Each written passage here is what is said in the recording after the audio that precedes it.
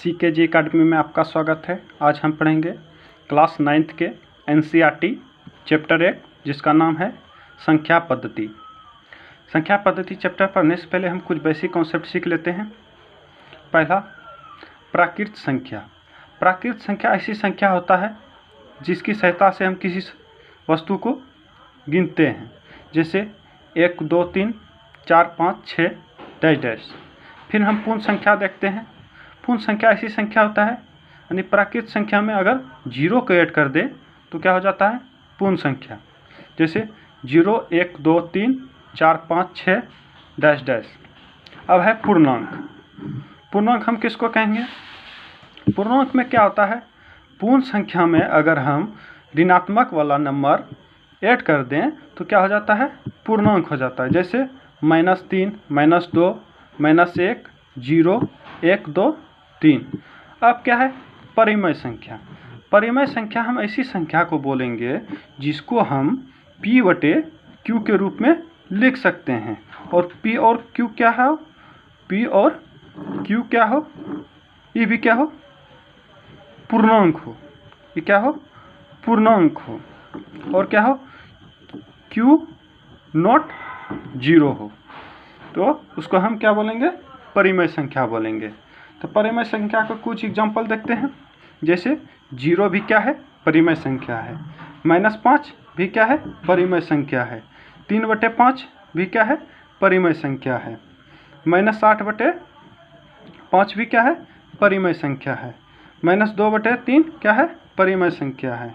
अब 2/0 इसको हम परिमेय संख्या नहीं बोलेंगे, क्योंकि अगर 0 से 2 में भाग देते हैं तो अनंत आ जाता है, इन्फिनिटी आ जाता है, तो ये नहीं होगा। अब -5 कैसे परिमेय संख्या हुआ, क्योंकि P/Q के रूप में कैसे हुआ, क्योंकि नीचे में एक छुपा हुआ है, तो इसलिए क्या हुआ, -5 परिमेय संख्या हुआ।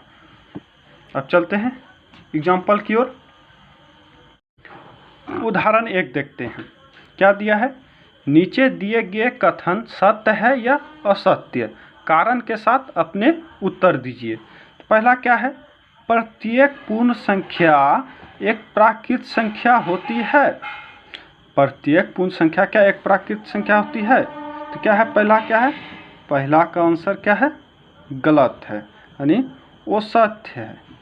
अब क्या है, क्योंकि क्या है, 0 पूर्ण संख्या है। 0 क्या है, पूर्ण संख्या है। 0 पूर्ण संख्या है तो 0 क्या प्राकृतिक संख्या होगा, नहीं होगा, इसलिए क्या है, ये असत्य है। अब दूसरा देखते हैं। दूसरा क्या बोला, प्रत्येक पूर्णांक एक परिमेय संख्या होती है। हाँ, सत्य है। अब कैसे देखते हैं, क्योंकि अगर हम -5 भी ले लें तो क्या है, इसको हम P/Q के रूप में लिख सकते हैं ना। इसको हम क्या लिख सकते हैं, P/Q के रूप में लिख सकते हैं।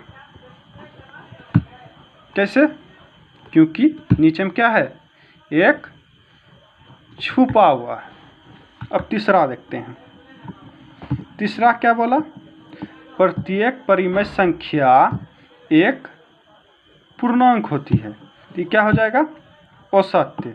अब प्रत्येक परिमेय संख्या पूर्णांक कैसे होगा, क्योंकि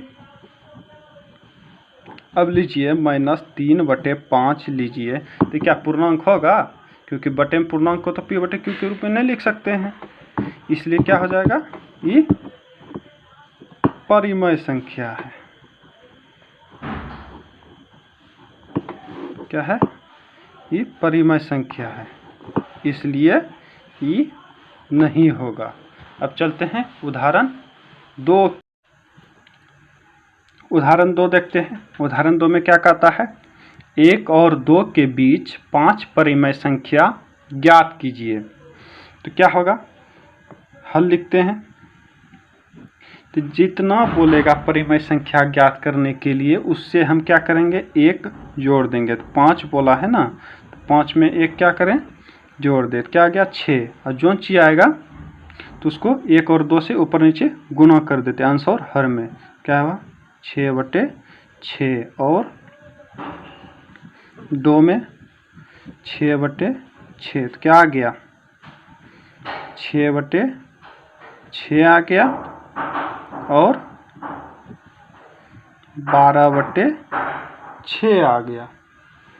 तब ये दोनों के बीच ज्ञात करते हैं परिमेय संख्या। क्या होगा, पहला होगा 7/6, दूसरा 8/6, तीसरा 9/6, चौथा 10/6 और पाँचवा 11/6 होगा।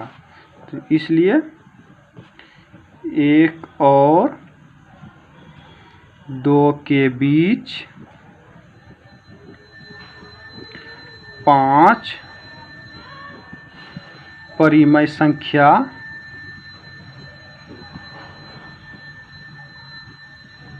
क्या क्या होगा 7/6, 8/6, 9/6, 10/6 और 11/6 होगा।